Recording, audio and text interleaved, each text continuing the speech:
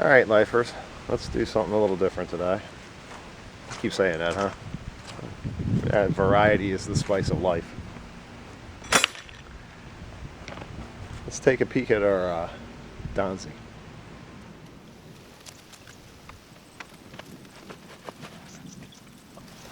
Alright folks, I'm not making this up. I haven't looked at this boat in easy 13 months. I mean, not taking the cover off besides to plug things in and unplug them. And then put the one snap back on.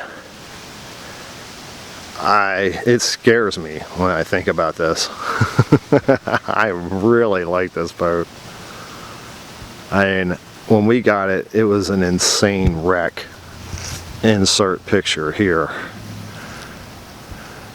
And not saying it's perfect by a long shot, but after taking 13 months off, it's been you can almost call it a new start.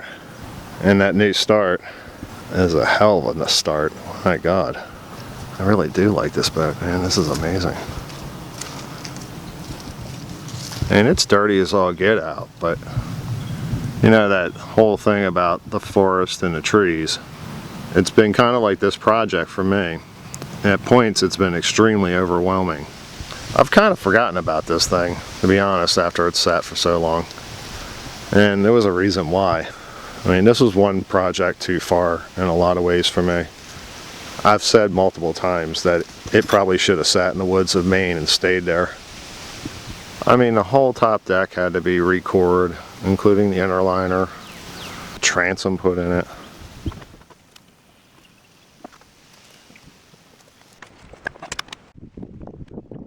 Let's start with the bow while I block the wind here.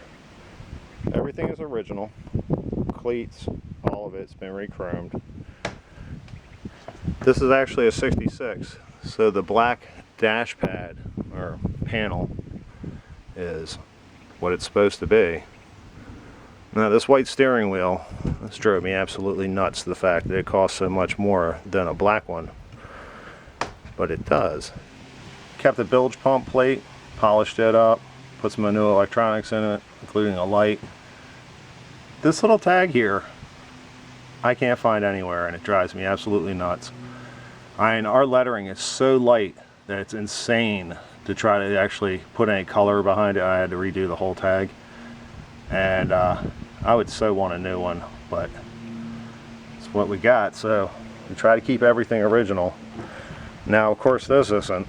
This is for a trim, which that isn't original either. You have the option of either putting this on your steering wheel or on here on your throttle. It's up to you, whoever. We do want one that would go here though. It's like a little light switch with a tag on it. Can't find it. Found a million trim switches, can't find it. Original Morse throttle.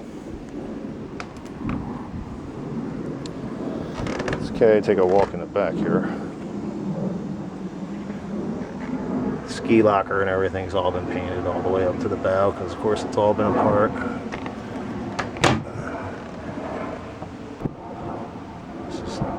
That. Kept the original vent, polished it up, made sure the louvers are open up right, and there we go. Now this is a Mark edition, because under here was a bunch of wasted space, and reality is where your battery should go. And ours has a fuel filter right here also, and there's a battery switch right there. So if you wanted to put two batteries here, if you wanted to, there's actually enough room on this shelf that we built in under the interliner here that would actually accommodate two batteries.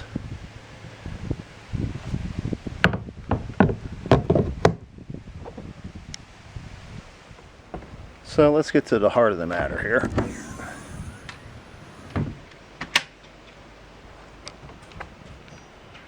This is our 350 small block Chevrolet. It's got some nice little tricks done to it. Nothing extreme.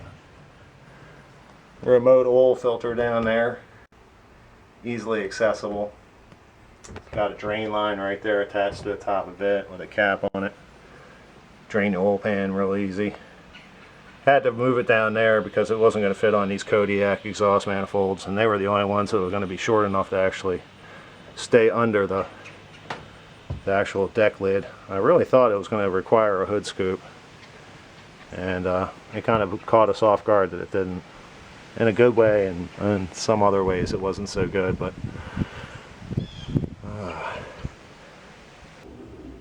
and to handle this small block, we doubled up the thickness of the stringers for about 4 feet. We also added that tray over there for the trim pump, and a whole lot of these little, what I call winglets here off the stringers that add stability to the bottom of the hull. I also don't think you would ever have a lifting issue with this bracket. And we even made the exhaust come all the way down to the original exhaust tips. And that's a Mercruiser part, believe it or not. And it's made of iron of some kind. I'm sure it's crossed a couple of your minds. After me saying original, why did I buy a late 80s, early 90s small block for a 1966 boat? And what it really comes down to is the exact opposite. I actually bought this boat for this motor. It's kind of a weird story that only can happen in Mark's world. So basically I had a 19-foot Monza Marine for sale, and this gentleman really wanted it, and I mean you could tell he really wanted it, but he just didn't have the ducats, so to speak. So he threw out a really wild offer, and it kind of like caught me off guard to where I was like, this is bad, but it could be great. And in that offer, he gave me a 1976 18-foot Donzi. It was a wreck. I mean, it was beyond a wreck, but it was a Donzi. He also gave me an original Kiekhaefer 482 race motor.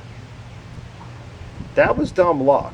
He knew it was a big block, kind of built motor, but he had no clue exactly what it was. And I ended up researching it and finding out that it was a whole different animal than what he even had a clue about.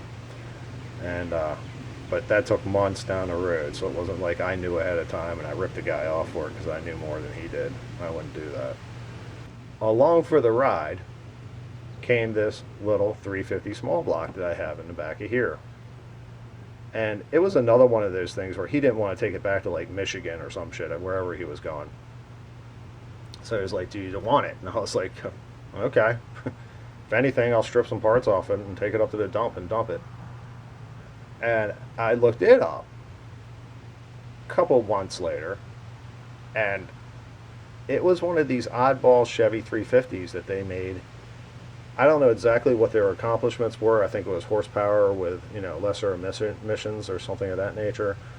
But the block itself is like a high nickel block. I think racers like to use those because they're stronger or something. Then I found out the heads, they had oversized valves in them because they were trying to make the motor breathe better or something at the time. And all it really needed was a cam to make the whole system work and a decent intake, in which we pretty much did that along with everything else. New pistons, new this, new that, everything. New valves. So it just became one of those deals where we have a motor, now we need a boat. And then we found this one in down east Maine. Should have just kept the motor. But before anything, I gotta get these plugs put in and a couple hoses put on.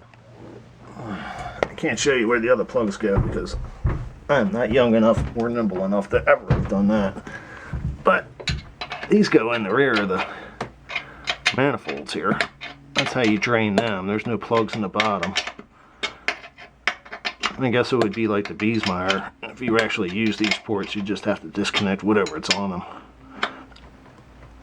That's good enough. One more. And a couple turns of the 5/8 here, and we'll get this one in.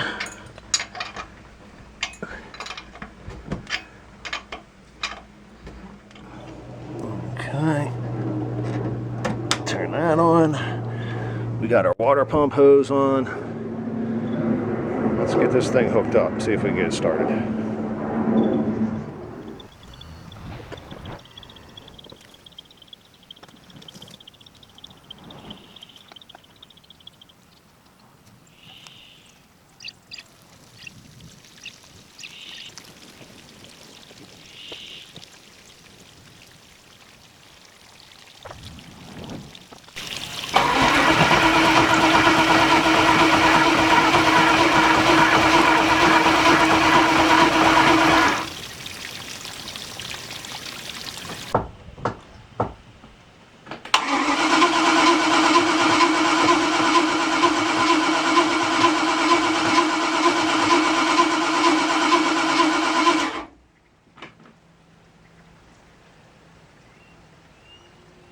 Yeah, you got a good battery, that's good.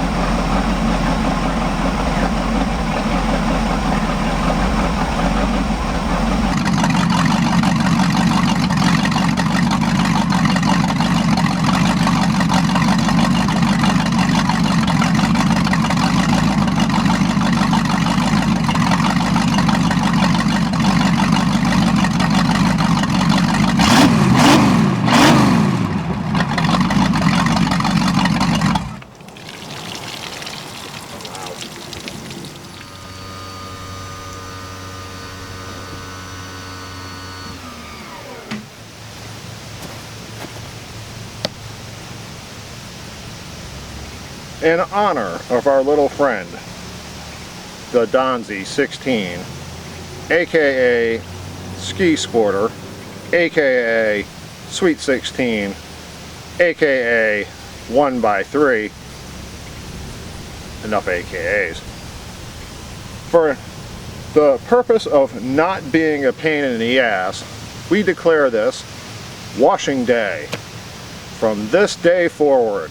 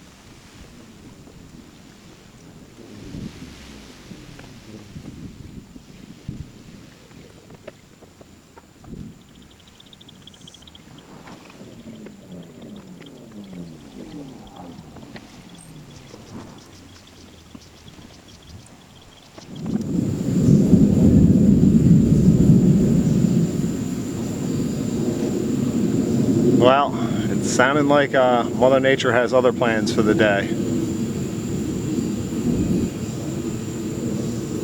think it's time I get this thing covered up before it gets wet again after just drying it.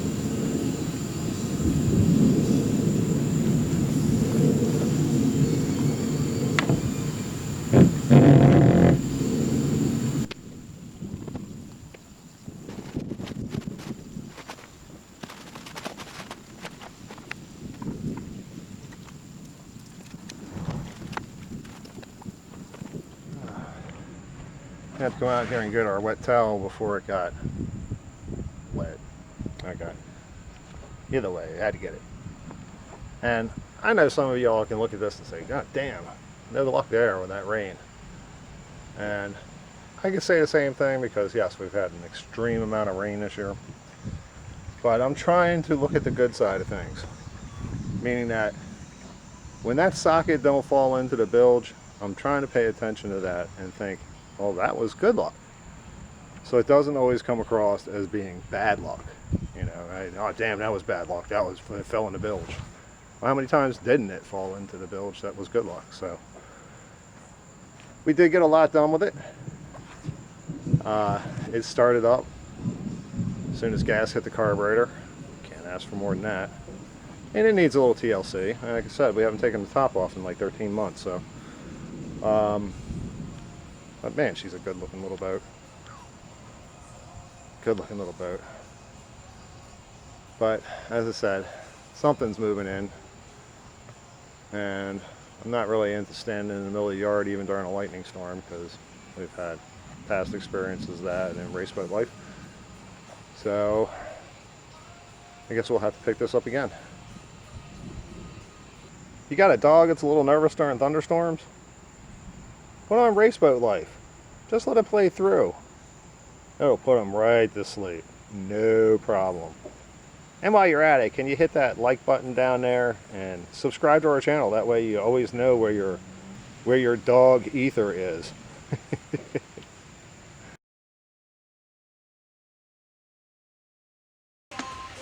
I still can't believe that dude, that heavy metal dude, says that's his guilty pleasure. If you're gonna be a guilty pleasure, find something better than that. Like toys. I